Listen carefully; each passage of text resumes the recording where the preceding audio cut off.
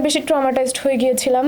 ইশাক ভাই থেকে শুরু করে রুহুল কবির রিজভী, বিএনপির সবাই আমার ফ্যামিলির খোঁজ খবর নিয়েছে। শিবিরের সবাই তো ছিল ছাত্রলীগের নিচে, তাহলে তারা কিভাবে আমার জন্য প্রোটেস্ট করেছে আপনি দেখান তো আমাকে।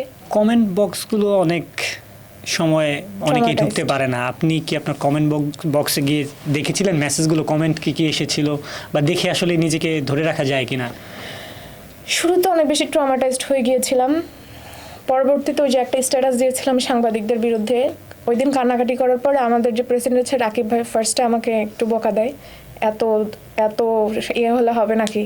পরে যখন আমি কান্না করে দিয়েছি, ভাইয়া পরে বুঝালো, দেখো কুবরা, এই জায়গাটা হচ্ছে এরকম, ওরা এরকম নোংরা, তোমার এটা সহ্য করতে হবে।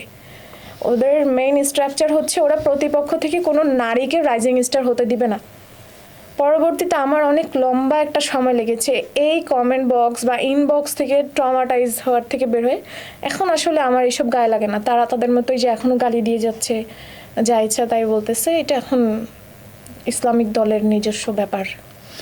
আচ্ছা, আরেকটা বিষয় জানতে চাবো, আপনি কিছুদিন আগে একটি পোস্ট করেছিলেন, ফেসবুক পোস্ট, সেটা নিয়ে ক্যাম্পাসে শোরগোল, মানে ভালোই আলোচনা হয়েছে। যদি একটু বলি যে আপনি জেলে থাকায় অবস্থায় রাজনৈতিক দল হিসেবে বিএনপি ছাড়া কেউ আপনার পাশে ছিল না, কিন্তু তখন অনেক সংগঠন আমরা দেখেছি ঢাকায় সংবাদ সম্মেলন করেছে, সভা করেছে, সেমিনার করেছে।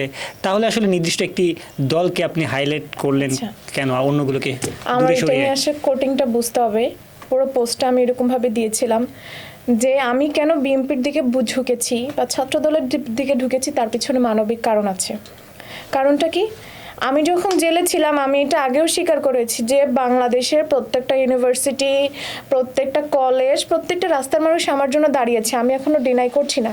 কিন্তু কোডিংটা কি রাজনৈতিক দল হিসেবে আমার বাসায় তো আমার যোগাযোগ হতো। ইশাক ভাই থেকে শুরু করে রুহুল কবির রিজভী, বিএনপির সবাই আমার ফ্যামিলির খোঁজ খবর নিয়েছে। ইশাক ভাই আমার বাসায় যেতে চেয়েছিল, কিন্তু ওই যে পলিটিক্যাল ভয়ের জন্য কিন্তু যেতে পারেনি। যেই ফোন কলটা কোনো রাজনৈতিক দল থেকে আসেনি। আর আপনি বর্তমানে যে শিবির বলতেছেন, শিবিরের সবাই তো ছিল ছাত্রলীগের নিচে, তাহলে তারা কিভাবে আমার জন্য প্রোটেস্ট করেছে আপনি দেখান তো আমাকে। আমি বলতে চাচ্ছিলাম যে আসলে এই কোডিংটাই এক্স্যাক্টলি এই কোডিংটাই আপনার ক্যাম্পাসে আলোচনা হচ্ছে, এটা নিয়ে বারবার আলোচনা হচ্ছে। এইটা হচ্ছে করেছে এনপিবি নিউজের একটা সাংবাদিক, তার সাথে আমার কথা বলার পরে সে আমাকে উল্টা থ্রেট দিয়ে সে নিজে আমার বিরুদ্ধে আরও একটা নিউজ করে। আমি লিখেছি রাজনৈতিক দল হিসেবে, সে পোস্ট করেছে যে বিএনপি ছাড়া আমার খবর আর কেউ নেয়নি। আপনি দুইটা মিনিং কিন্তু সম্পূর্ণ আলাদা। পরবর্তীতে আমি এক্সপ্লেন করে বললাম, আই রিপিট এগেইন, যে রাজনৈতিক দল হিসেবে রাজনৈতিক কে ছিল? জামায়াত ছিল, বিএনপি ছিল, আর আওয়ামী লীগের কারণে তো আমি ভিতরেই ছিলাম। তাহলে তারা যেহেতু আমি তো বলেছি যে পরিবারের কথা উল্লেখ করে দিয়েছি, পরিবারের খোঁজ খবর নেওয়ার কথা।